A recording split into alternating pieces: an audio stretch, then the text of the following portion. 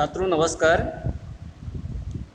कल मैंने आप लोगों को प्राचीन यूनानी राजनीतिक चिंतन की प्रमुख विशेषताओं के संदर्भ में जानकारी दी थी और प्राचीन यूनानी राजनीतिक चिंतन है क्या उसके बारे में बताया था। आज हम आपको प्लेटो के बारे में बताएंगे कि प्लेटो कौन हैं और इनका नाम प्लेटो क्यों पड़ा और इनके गुरु का नाम क्या है और इन्होंने कौन कौन सी रचनाएं लिखी। इसके पश्चात हम आपको प्लेटो के आदर्श राज्य के बारे में जानकारी देंगे। सभी लोग जुड़ जाइए जिससे हम अपना टॉपिक स्टार्ट करें।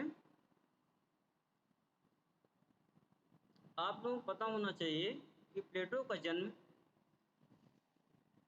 428 ईसा पूर्व में एथेंस के कुलीन परिवार में हुआ था और प्लेटो के पिता का नाम एरिस्टोन और माता का नाम परिकटियानी था और प्लेटो के गुरु का नाम सुकरात था। प्लेटो का नाम प्लेटो क्यों पड़ा? यूनानी भाषा में प्लेटो का अर्थ होता है चौड़ा चौड़ा चपटा। तो प्लेटो के जो कंधे थे वो काफ़ी ज़्यादा चौड़े थे, चपटा थे, इसलिए हष्टपुष्ट दिखने में दिखते थे। इसलिए प्लेटो के गुरु सुकरात ने उनको प्लेटो प्लेटो कहने लगे और कालांतर में वो प्लेटो के नाम से फेमस हो गए। प्लेटो ने 3 प्रमुख रचनाएं लिखी हैं, दी रिपब्लिक, दी स्टेटमेंट और दी लॉज। तो प्लेटो ने दी रिपब्लिक का उपशीर्षक ही न्याय से संबंधित रखा है। मतलब दी रिपब्लिक में ही प्लेटो ने आदर्श राज्य का चित्रण किया है, आदर्श राज्य की रूपरेखा प्रस्तुत की है। आइडियल स्टेट की रूपरेखा प्लेटो ने रिपब्लिक में प्रस्तुत की।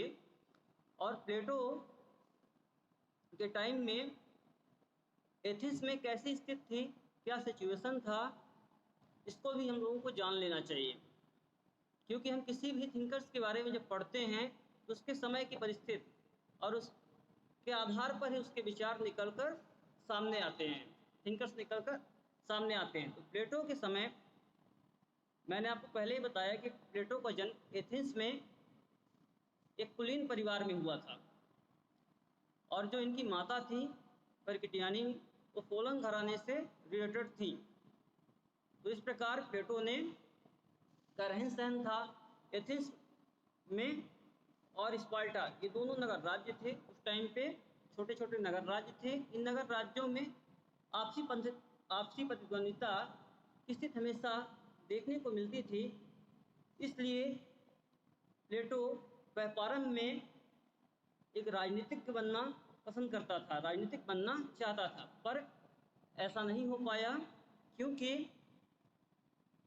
399 ईसा पूर्व में प्लेटो के गुरु सुकरात को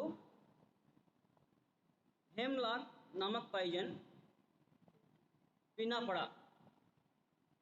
404 ईसा पूर्व में क्या हुआ था, एथेंस में एक क्रांति हुई थी और उस क्रांति द्वारा 30 निरंकुशों की सरकार बनी थी और उस सरकार में प्लेटो को भी इन्विटेशन भेजा गया था, पर प्लेटो ने उस इन्विटेशन को मना कर दिया जाने से फिर बाद में क्या हुआ, पुनः एक बार दूसरी क्रांति होती है एथेंस में और उसके द्वारा वहाँ प्रजातंत्र की सरकार बनती है। और जब प्रजातंत्र की सरकार बनती है उसी टाइम पे क्या होता है, प्लेटो के गुरु सुकरात जो हैं, सुकरात को क्या किया गया, 30 लोगों की स्पार्टा की सरकार ने यूथ लोगों को भ्रष्ट करने के आरोप में, मतलब यंग लोगों को भ्रष्ट करने के आरोप में यह सजा सुनाई गई कि या तो आप देश से निकाला हो जाइए या तो जहर का प्याला पीजिए। तो सुकरात के सामने दो विकल्प थे, तो सुकरात ने क्या किया, पहला विकल्प चुना। उन्होंने कहा कि हमें जहर का प्याला पीना उचित है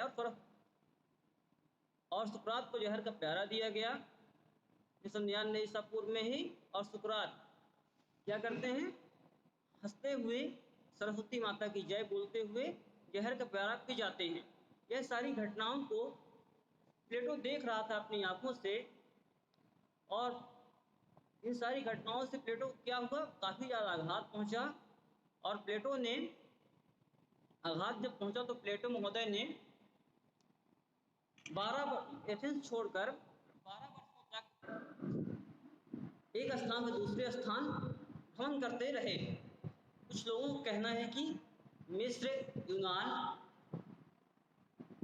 इटली, सिराक्यूज, मेगरा आदि जगह उन्होंने भ्रमण किया। और कुछ विचारकों का कहना है कि शायद वो भारत भी आए थे वेदांत की शिक्षा ग्रहण करने। यहाँ से लौटने के पश्चात 12 वर्ष बीत जाते हैं भ्रमण करते हुए प्लेटो के, और 12 वर्षों के पश्चात प्लेटो पुनः एथेंस लौटते हैं। और एथेंस में लौटने के पश्चात उनके द्वारा एक एकेडमी की स्थापना की जाती है, और उस एकेडमी के द्वार पे लिखा हुआ था, जिसको मैथमेटिक्स और ज्योमेट्री का नॉलेज नहीं है, मतलब जिसको मैथ का ज्योमेट्री का नॉलेज नहीं है, वो इस एकेडमी में प्रवेश ना करे, उसके लिए प्रवेश की कोई जगह नहीं है। इससे बच्चों ये स्पष्ट हो जाता है कि प्लेटो कौन सी शिक्षा प्रणाली पर और किस बात पर सबसे ज़्यादा फोर्स करता है, तो ज्योमेट्री और मैथमेटिक्स पर फोर्स करता है। तो प्लेटो को मैंने बताया था अभी आपको कि वो राजनीतिक बनना चाहता था प्रारंभ में, पर उसके गुरु सुकरात को हेमलाक पॉइजन दिया गया उसकी आंखों के सामने। तो उसको क्या हुआ, प्रजातंत्र से काफ़ी ज़्यादा घृणा हो गई, प्रजातंत्र से नफरत हो गई प्लेटो को। और उसके पश्चात क्या हुआ, उसको वह सपना राजनीतिक बनने का पूरा तो नहीं हो पाया, पर प्लेटो ने नीति शास्त्र, शिक्षा शास्त्र, तर्कशास्त्र आदि विषयों में भी बहुत सारी देन दी। प्लेटो को प्रथम दार्शनिक होने का गौरव प्राप्त है, मतलब विश्व का प्रथम दार्शनिक अगर किसी कहेंगे तो प्लेटो को कहेंगे, और प्रथम दार्शनिक होने का गौरव प्राप्त है। तो प्लेटो महोदय ने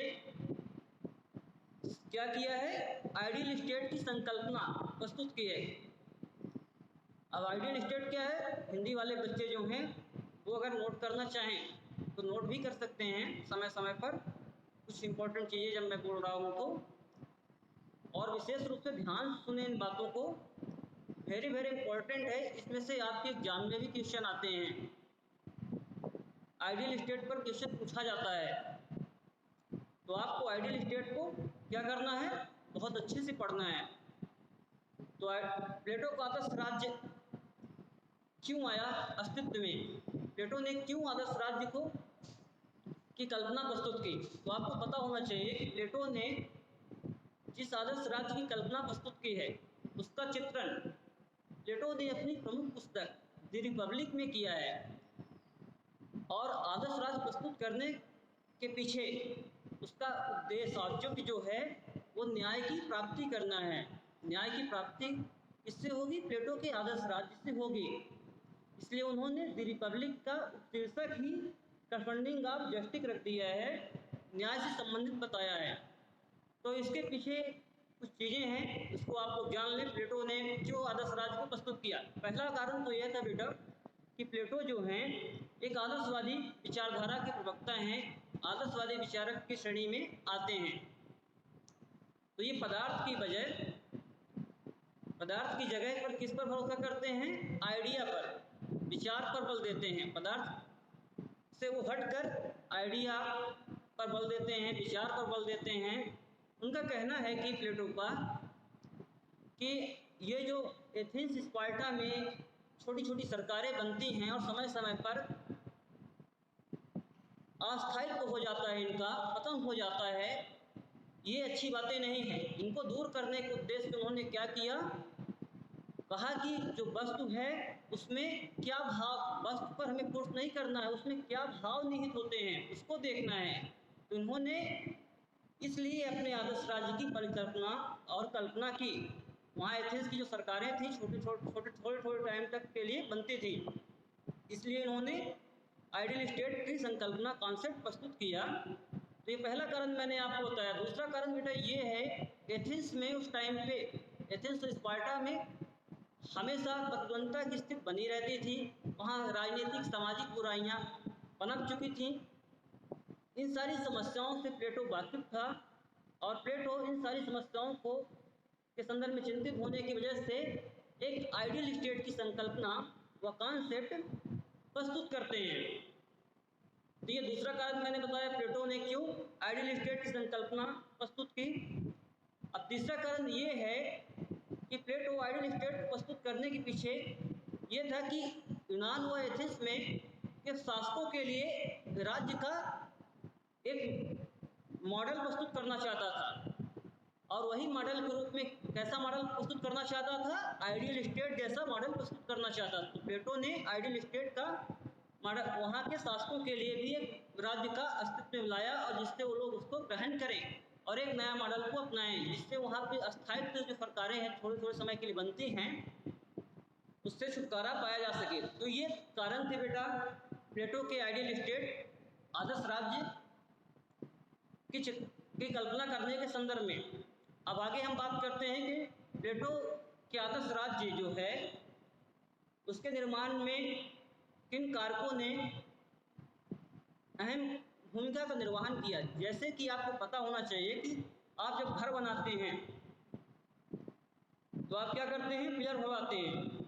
उसके लिए पिलर भरवाते हैं, नींव खड़ी करते हैं। कि किसी प्रकार प्लेटो ने भी अपने आइडियल स्टेट के लिए नींव तैयार की थी। अब प्लेटो की आइडियल स्टेट में नींव क्या होगी, पहला आधारभूत स्तंभ न्याय था, जस्टिस, और दूसरा आधारभूत स्तंभ आदर्श राज्य का शिक्षा था, और तीसरा था दार्शनिक शासक, और चौथा था साम्यवादी व्यवस्था। इन्हीं चार आधारभूत स्तंभों के आधार पर प्लेटो का आदर्श राज्य टिका हुआ है। न्याय मैंने बताया, शिक्षा बताया, दार्शनिक शासक बताया आपको, और साम्यवाद। ये क्या है, प्लेटो के आइडियल स्टेट के आधारभूत स्तंभ, मतलब उसको खड़ा करने के लिए ये चार सिद्धांतों को उसने प्रस्तुत किया। अब न्याय क्या है, इस पर भी हम चर्चा कर लेते हैं। प्लेटो से पहले भी कई विचारकों ने क्या किया, न्याय के बारे में चर्चा की है। परंपरावादी व्यवस्था, उग्रवादी व व्यवहारवादी, ये तीनों प्लेटो से पहले ही न्याय के बारे में चर्चा कर चुके थे। मित्र के साथ मित्रता, सत्य के साथ सत्यता, सदा सत्य बोलना ही न्याय है। तो इस न्याय भाई का शिष्य है, ये प्लेटो से पहले न्याय के संदर्भ में धारणाएं थी। तो प्लेटो ने एक अलग प्रकार की ही न्याय की व्यवस्था का उल्लेख किया अपने दी रिपब्लिक में। तो ये पहला आधारभूत स्तंभ है। इसको हम अलग से भी पढ़ सकते हैं बेटा, कि अलग से पढ़ाएंगे आपको जस्टिस थ्योरी प्लेटो की, इसको विस्तृत से बताएंगे। तो न्याय क्या है, समाज का प्रत्येक तबका, समाज का प्रत्येक वर्ग अपना अपना काम करेगा और दूसरों के कार्यों में किसी प्रकार का कोई हस्तक्षेप नहीं करेगा। मतलब जिसका जो काम है वही करेगा, दूसरों के कार्यों में किसी प्रकार का कोई हस्तक्षेप नहीं करेगा। प्लेटो के अनुसार न्याय यही है। मतलब समाज के जो तीन वर्ग हैं आपको बताया, तो उत्पादक वर्ग, सैनिक वर्ग और दार्शनिक वर्ग, ये तीनों वर्ग अपना अपना काम करेंगे, दूसरों के कार्यों में किसी प्रकार का कोई हस्तक्षेप नहीं करेंगे। ये क्या है, न्याय है प्लेटो के अनुसार। और प्लेटो न्याय का अर्थ मनुष्य की अंतरात्मा की आवाज से देता है। मनुष्य की अंतरात्मा की आवाज से प्लेटो न्याय का अर्थ लेता है। तो ये पहला आधारभूत स्तंभ हो गया। अब आगे हम दूसरा आधारभूत स्तंभ प्लेटो के आदर्श राज्य के बारे में बताने जा रहे हैं। आप लोग चाहे नोट भी कर सकते हैं बीच बीच में। जैसे शिक्षा, शिक्षा का सिद्धांत, मैंने दूसरा स्तंभ क्या बताया, शिक्षा। तो प्लेटो अपने आइडियल स्टेट को बनाने में दूसरा आधारभूत स्तंभ किसको प्रयोग करता है, शिक्षा का। अब एजुकेशन के बारे में आप जानते हैं कि आज आपको मैं ऑनलाइन कक्षाओं में पढ़ा रहा हूँ, कल तक आपको मैं कक्षाओं में बैठ के पढ़ाता था, पर अब क्या है कि आप घर में बैठे हुए हैं और हम आपको यहाँ से पढ़ा रहे हैं आपको। तो एजुकेशन की क्या इम्पोर्टेंस थी उस टाइम पे, प्लेटो कैसे एजुकेशन के बारे में बात करते हैं। तो वहाँ पे एथेंस में तो परिवार द्वारा बेटा शिक्षा दी जा रही थी, पर स्पार्टा में राज द्वारा शिक्षा दी जा रही थी। प्लेटो ने क्या किया, स्पार्टा क्या है, नगर राज्य है, और एथेंस क्या है, नगर राज्य है। ये दोनों छोटे छोटे नगर राज्य थे उस टाइम पे। इन दोनों नगर राज्यों की क्या करता है प्लेटो, शिक्षा व्यवस्था का अध्ययन करता है, और अध्ययन करने के पश्चात अपनी एक नई शिक्षा व्यवस्था प्रस्तुत करता है, एक नए प्रकार की शिक्षा व्यवस्था प्रस्तुत करता है, और जिसको दो पार्टों में डिवाइड करता है, प्राइमरी एजुकेशन और हायर एजुकेशन।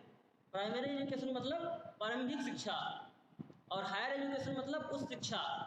तो ये अपने आदर्श राज्य को बनाने के लिए शिक्षा सिद्धांत भी प्रस्तुत करते हैं। इसके पश्चात तीसरा आधारभूत स्तंभ क्या है, मैंने आपको बताया था, दार्शनिक शासक।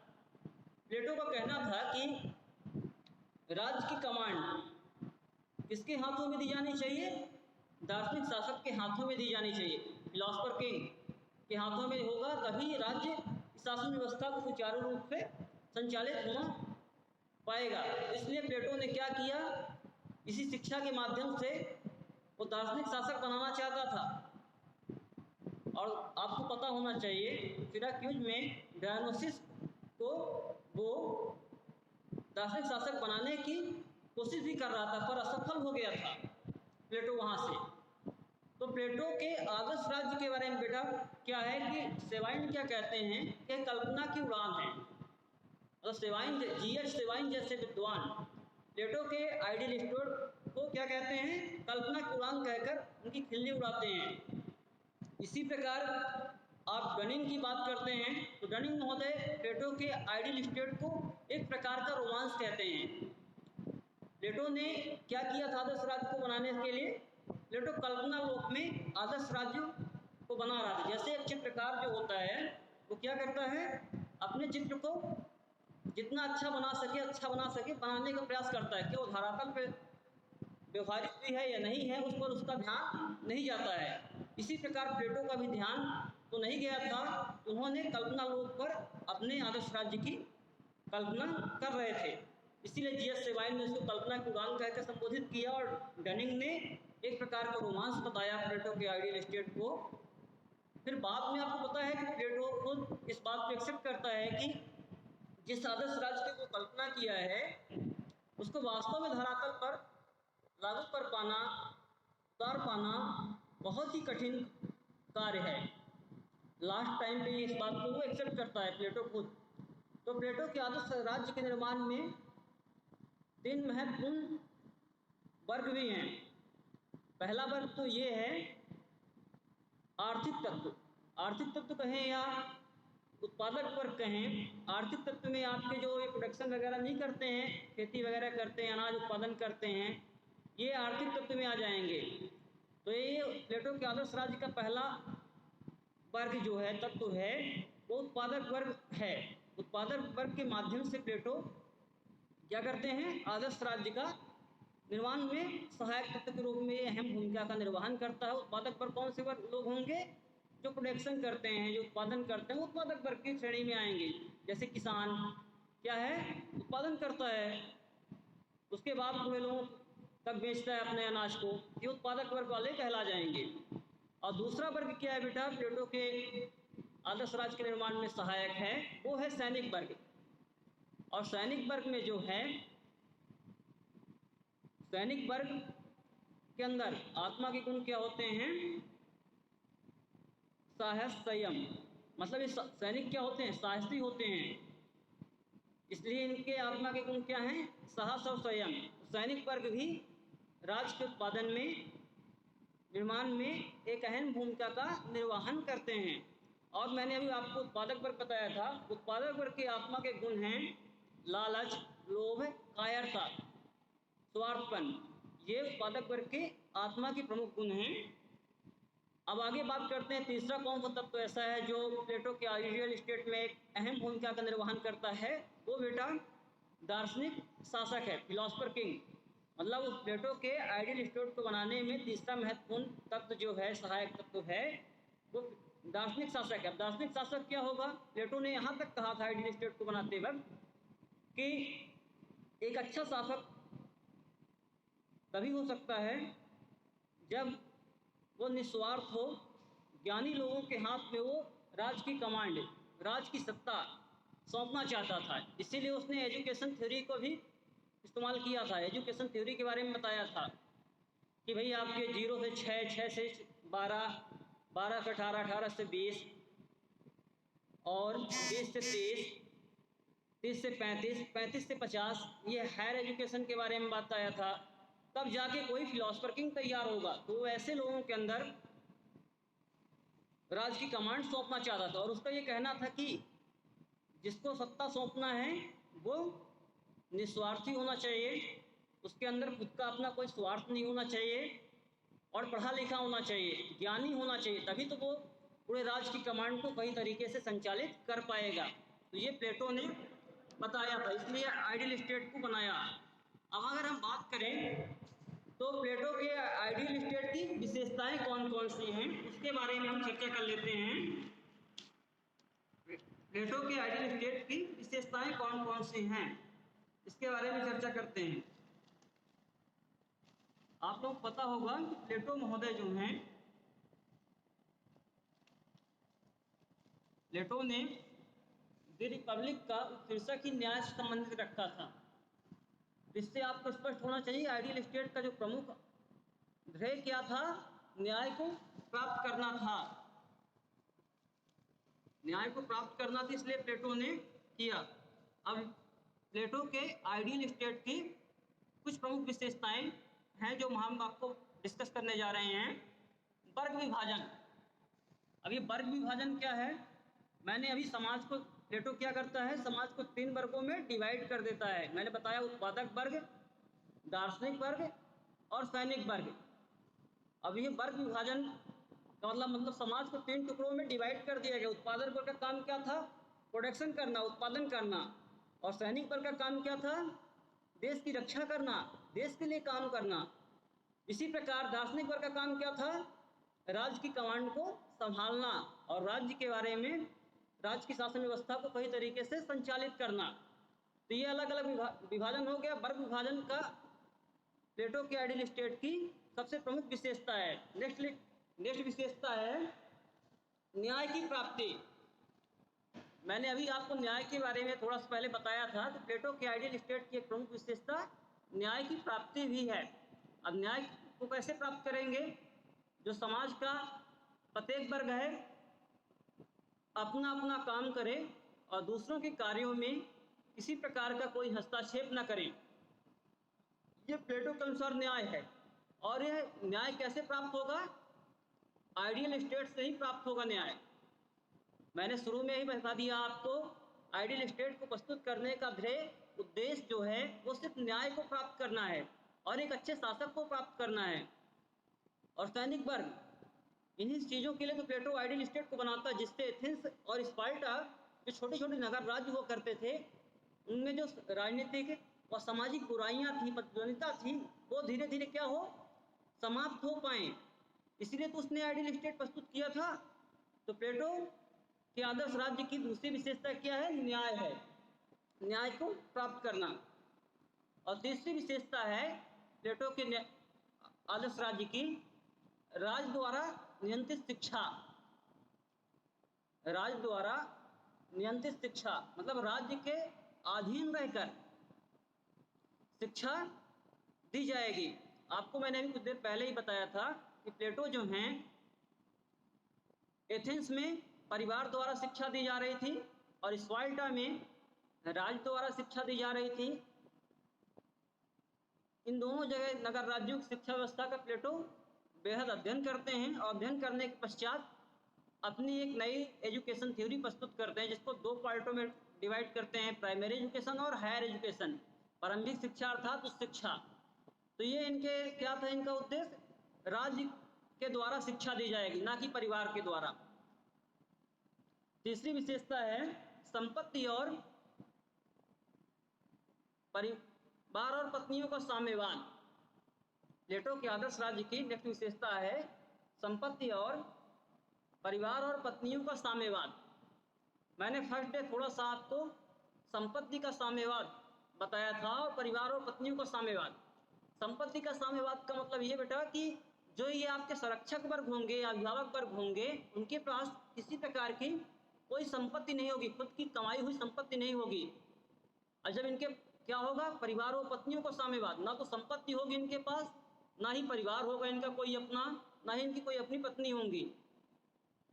तो प्लेटो ने किसके लिए संपत्ति और पत्नियों का साम्यवाद प्रस्तुत किया है? प्लेटो ने अभिभावक वर्ग के लिए संपत्ति और परिवार और पत्नियों का साम्यवाद प्रस्तुत किया है। प्लेटो ने दो प्रकार के साम्यवाद की चर्चा की, एक संपत्ति का साम्यवाद और दूसरा है परिवार और पत्नियों का साम्यवाद। तो प्लेटो महोदय ने इन दोनों साम्यवादों के माध्यम से कुछ निषेध करना चाहते थे। साम्यवाद का अर्थ होता है मनाही, किसी चीज से किसी को दूर रखना। तो इन्होंने किसको दूर रखा है? यहाँ पे सैनिक वर्ग आपका और अभिभावक वर्ग, यानी दार्शनिक वर्ग। दार्शनिक वर्ग और सैनिक वर्ग किस में आएंगी? अभिभावक वर्ग में आएंगे। इनके पास ना तो संपत्ति होगा, ना ही इनके पास परिवार होगा और ना ही इनके पास पत्नियां होंगी। पर प्रश्न यह उठता है कि अगर इनके पास संपत्ति नहीं होगी तो ये रहेंगे कहाँ, खाना कहाँ खाएंगे, भोजन कैसे करेंगे और निवास कैसे करेंगे? तो प्लेटो ने इनके प्रश्नों का भी तर्कसंगत उत्तर दिया है। कहा है कि इनके लिए अलग से राजकीय निवास होगा रहने के लिए, वहाँ पे कपड़े की व्यवस्था होगी, भोजन की व्यवस्था होगी, इनको सब राज द्वारा उपलब्ध कराया जाएगा। तो प्लेटो ने मनोवैज्ञानिक तरीके से संपत्ति वाले साम्यवाद के बारे में बता दिया कि संपत्ति का साम्यवाद किन पर लागू होगा? लागू होगा आपका दार्शनिक वर्ग और सैनिक वर्ग पर उत्पादक वर्ग, यहाँ पे एक वर्ग आपका बचता है, वो संपत्ति रख सकता है, जितना चाहे उतना लग सकता है। क्यों रख सकता है? क्योंकि प्लेटो का कहना था कि उत्पादक वर्ग इसलिए संपत्ति रख सकता है क्योंकि उसकी आत्मा का गुण जो है वो ही लालच, लोभ व कायरता है, स्वार्थपन है। पर ये सैनिक वर्ग की आत्मा गुण मैंने आपको बताया था साहस, संयम, जिसके आत्मा का गुण ही साहस और संयम है, उसको संपत्ति रखने की क्या जरूरत है? अगर ये संपत्ति रखेंगे भी तो क्या होगा? करप्शन बढ़ेगा, भाई भतीजावाद बढ़ेगा, तो ऐसी समस्याएं क्रिएट ना हो। इसलिए प्लेटो ने मनोवैज्ञानिक तरीके से ही अपने आइडियल स्टेट में इसकी व्यवस्था कर ली थी। तो संपत्ति नहीं होगा तो करप्शन नहीं आएगा। अगर ये सैनिक वर्ग और दार्शनिक वर्ग के पास संपत्ति होगी तो करप्शन बढ़ना तो स्वाभाविक था। तो प्लेटो समस्याओं के बारे में वाकिफ था, इसलिए ऐसी व्यवस्था साम्यवाद की प्रस्तुत करते हैं। अब परिवार और पत्नियों के साम्यवाद के भी बारे में इसमें दिया हुआ है। तो परिवार और पत्नियों का साम्यवाद मतलब आपके दार्शनिक वर्ग और सैनिक वर्ग के पास न तो परिवार होगा न पत्नियां होंगी। अगर परिवार होगा तो भाई भतीजावाद बढ़ेगा। भाई भतीजावाद आप देखते हैं करप्शन का एक प्रमुख कारण बना हुआ वर्तमान में भी। तो ये इस प्रकार प्लेटो करप्शन से बचने के लिए अपने आइडियल स्टेट को सर्वश्रेष्ठ बनाने के लिए साम्यवादी की थ्योरी प्रस्तुत की, कम्युनिज्म थ्योरी प्रस्तुत की, और साम्यवाद के माध्यम से इन लोगों को, दार्शनिक वर्ग और सैनिक वर्ग को संपत्ति व परिवार और पत्नियों से दूर कर देता है। अगली विशेषता है श्रम विभाजन। श्रम विभाजन क्या है? आप लोगों को पता होगा, मतलब जो मोची का जो काम है वो मोची करे, जो पंडित का काम है वो पंडित करे, जो नाई का काम है वो नाई करे। इस प्रकार क्या करता है प्लेटो? कार्यों को डिवाइड कर देता है कि भाई अपने हिसाब से लोग अपना अपना काम करेंगे, जिसका जो काम है वही करेगा, उसके अलावा कोई काम नहीं करेगा। ये श्रम विभाजन प्लेटो के आदर्श राज्य की एक प्रमुख विशेषता है। नेक्स्ट विशेषता है स्त्री और पुरुषों की समानता। स्त्री और पुरुष की समानता।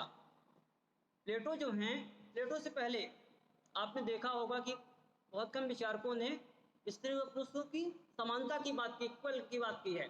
प्लेटो ने स्त्री और पुरुष में किसी प्रकार का कोई अंतर नहीं किया, कोई विभेद नहीं किया है। प्लेटो ने क्या किया है? स्त्रियों को पुरुषों के बराबर दर्जा दिया है। मतलब प्लेटो की आइडियल स्टेट जो है उसमें स्त्रियां भी काम करेंगे, योग्य होंगी तो काम करेंगे, उनको कमांड सौंपी जाएगी राज्य की। ऐसा नहीं कि स्त्रियों को किनारे कर दिया गया है, हटा दिया गया कि स्त्रियों जो काम स्त्री नहीं कर पाएंगी, ऐसा कुछ नहीं बताया गया। प्लेटो ने समानता की बात की, स्त्री और पुरुषों में समानता, इक्वल की बात करता है। तो ये प्लेटो के आइडियल स्टेट की एक विशेषता है। विधि की उपेक्षा, प्लेटो के आइडियल स्टेट की एक विशेषता है विधि की उपेक्षा। अब विधि क्या होता है? कानून, लॉ।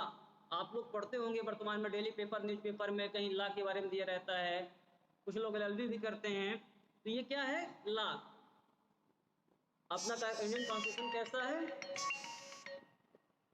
लॉ के बारे में बात करते हैं। तो प्लेटो ने जो आइडियल स्टेट प्रस्तुत किया बेटा, उसमें कानून की कोई जगह नहीं है, विधि की कोई जगह ही नहीं दी गई है। तो प्लेटो के आइडियल स्टेट में एक प्रमुख विशेषता यह है कि उसमें विधि की जगह नहीं दी गई है। कला और साहित्य पर कठोर नियंत्रण, प्लेटो के आइडियल स्टेट की एक प्रमुख विशेषता है कला और साहित्य में कठोर नियंत्रण। प्लेटो जो हैं कला और साहित्य में कठोर नियंत्रण की व्यवस्था पर बल देते हैं। नेक्स्ट विशेषता लिख लीजिए, राज्य का कोई इतिहास नेक्स्ट विशेषता लिखिए, राज्य का कोई ऐतिहासिक विकास नहीं, राज्य का कोई ऐतिहासिक विकास नहीं। प्लेटो के आइडियल स्टेट की एक प्रमुख विशेषता ये है कि राज्य का कोई ऐतिहासिक विकास नहीं हुआ है। प्लेटो ने सिर्फ कल्पना की है, कल्पना के आधार पर आइडियल स्टेट को वो बनाते हैं। ये प्लेटो के आइडियल स्टेट की कुछ प्रमुख विशेषताएं मैंने आपको लिखा दी है। अब आप लोगों को लिखना है प्लेटो के आइडियल स्टेट की आलोचनाएं। अब भाई किसी चीज की अच्छाई भी होती है अगर, तो उसमें कमियां भी होती हैं, इसलिए प्लेटो ने के आइडियल स्टेट की कुछ लोगों ने आलोचनाएं की हैं। जैसे कि मैं आपको कुछ देर पहले ही बताया है कि जीएच सेवाइन जो हैं प्लेटो के आइडियल स्टेट को, आदर्श राज्य को कल्पना की उड़ान कहकर संबोधित किए हैं। और इसी प्रकार प्रोफेसर डनिंग जो हैं वो प्लेटो के आइडियल स्टेट को क्या कहते हैं? रोमांस कहकर उसकी खिल्ली उड़ाते हैं। इस प्रकार आपके प्लेटो के आइडियल स्टेट के बारे में बात हो गई। तो भाई कुछ ना कुछ कमियां तो रह ही गई होंगी, इसलिए प्लेटो के आइडियल स्टेट की जो कमियां हैं उसके बारे में आप लोग लिख सकते हैं और समझ सकते हैं। तो हम आपको बताने जा रहे हैं कि है क्या। न्याय का सिद्धांत दोषपूर्ण, प्लेटो के आइडियल स्टेट की पहली आलोचना यह की गई है कि जो जस्टिस थ्योरी दी गई है, न्याय का जो सिद्धांत दिया गया है वो दोषपूर्ण प्रक्रिया है। मतलब उत्पादक वर्ग को आपने देखा होगा तो उन्होंने क्या किया, उत्पादक वर्ग का काम क्या कर दिया? प्रोडक्शन करेगा, पर उन्होंने उत्पादक वर्ग की यहाँ पर उपेक्षा कर दी। सिर्फ दार्शनिक वर्ग और सैनिक वर्ग को ही राज की कमांड क्यों सौंपी? तो ये न्याय की प्रक्रिया वो बता रहे हैं कि प्रत्येक वर्ग अपना अपना काम करेगा और दूसरों के कार्यों में किसी प्रकार का कोई हस्तक्षेप नहीं करेगा। तो क्यों यहाँ पे दार्शनिक वर्ग और सैनिक वर्ग उत्पादक वर्ग के कार्यों में हस्तक्षेप कर सकते हैं, पर क्या उत्पादक वर्ग क्यों नहीं कर सकता है? इसलिए प्लेटो की जो आइडियल स्टेट है वो न्याय का जो सिद्धांत प्रस्तुत किया गया उसमें दोषपूर्ण है। बात समझ में आ गई होगी। इसमें कर्तव्यों की को ज़्यादा प्रधानता दी गई है और अधिकारों की उपेक्षा की गई है। अधिकार समझते हो? Fundamental rights. वर्तमान में आपने देखा हो 1215 का मैग्ना कार्टा ब्रिटेन। इसी प्रकार फंडामेंटल राइट्स में आपको 6 पहले वर्तमान भारतीय इंडियन कॉन्स्टिट्यूशन में 7 मौलिक अधिकार दिए गए थे। प्रेजेंट में क्या हुआ, 44वें अमेंडमेंट के माध्यम से संपत्ति के अधिकार को हटा के उसको कानूनी अधिकार और विधिक अधिकार का दर्जा प्रदान कर दिया गया। तो वहाँ पे क्या हुआ था, कर्तव्यों को ज़्यादा प्रधानता दी गई और अधिकारों की उपेक्षाएं की गई। इसलिए इसमें कहा गया है कि जो न्याय का सिस्टम है वो दोषपूर्ण है। नेक्स्ट आलोचना इन्होंने बताया दोषपूर्ण साम्यवादी व्यवस्था। दूसरी आलोचना है दोषपूर्ण साम्यवादी व्यवस्था। साम्यवादी व्यवस्था मैंने आपको बताया संपत्ति का साम्यवाद और परिवार और पत्नियों का साम्यवाद, ये दोनों चीज़ें मैंने बताई। तो एक तरफ उत्पादक वर्ग के लिए क्या करता है वो कि साम्यवाद की व्यवस्था नहीं करता है, और दूसरी तरफ उसकी बात करें तो दार्शनिक वर्ग और सैनिक वर्ग के लिए साम्यवाद की व्यवस्था लाता है। उसकी साम्यवादी व्यवस्था की भी आलोचनाएं विचारकों ने की है। नेक्स्ट आलोचना है आदर्श राज्य अव्यवहारिक है।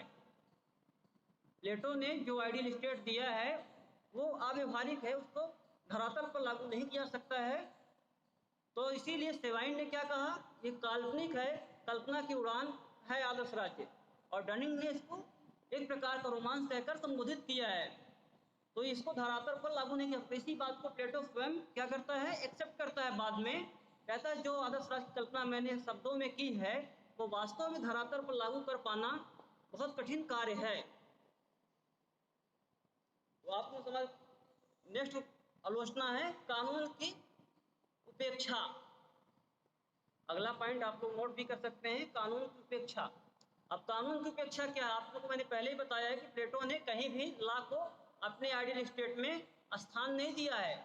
इसलिए आलोचकों का कहना है कि इन्होंने कानून की को उसमें रखा ही नहीं, कानून की उपेक्षा की गई है। अगली आलोचना है अधिनायकवादी व्यवस्था। अधिनायकवादी व्यवस्था का मतलब तानाशाह, मतलब जो कुछ मन में आया वो कर दिए, पर किसी प्रकार की कोई उसमें व्यवस्था के अर्जन नहीं पैदा किए। तो अधिनायकवादी व्यवस्था प्लेटो के आइडियल स्टेट की एक आलोचना है। दास प्रथा पर मौन, प्लेटो के आइडियल स्टेट की एक आलोचना है दास प्रथा पर मौन। यूनान में आपको पता होना चाहिए क्या होता था, वहां दास रखे जाते थे। स्वामी जो हुआ करते थे अपने कार्यों की हेल्प के लिए दास रखते थे। एक दास, अरिस्टोटल जो हैं दास प्रथा के बारे में विस्तृत चर्चा करते हैं, वैज्ञानिक तरीके से तो नहीं करते हैं पर अपने विचारों में दास प्रथा के बारे में बात करते हैं। और उन्होंने बताया कि दो प्रकार के दास होते हैं, एक प्राकृतिक दास होते हैं और एक वैधानिक दास होते हैं। प्राकृतिक दास वो दास होते हैं जो जन्म से ही मंद बुद्धि के पैदा होते हैं, और वैधानिक दास वो दास होते हैं जो युद्ध वगैरह में बंदी बनाकर जीत कर लाए जाते हैं, उनको वैधानिक दास कहते हैं। इस समस्या होने के बाद भी प्लेटो ने अपने आइडियल स्टेट में दास प्रथा के संदर्भ में वो क्या हो जाता है, मौन हो जाता है। दास प्रथा के संदर्भ में अपने विचारों को कहीं भी बात नहीं करते हैं। तो यह आलोचना है प्लेटो के आइडियल स्टेट की। दार्शनिक शासक संबंधी आलोचना। नेक्स्ट आलोचना है दार्शनिक शासक संबंधी आलोचना। तो प्लेटो ने जो आइडियल स्टेट में शासन सत्ता जिसको सौंपने का काम दिया है दार्शनिक शासक को, उसकी भी आलोचनाएं की जाती है कि ये इतनी लंबी प्रक्रिया से गुजर कर दार्शनिक शासक बनाया जाएगा, ये संभव नहीं है। तो ये आपको मैंने आज प्लेटो के आइडियल स्टेट की विशेषता बता दी और साथ में प्लेटो के आइडियल स्टेट की आलोचना बता दी, और ये भी बता दिया कि आइडियल आदर्श राज्य होता क्या है। कल आपको पुनः मिलेंगे इसी टाइम पे। धन्यवाद।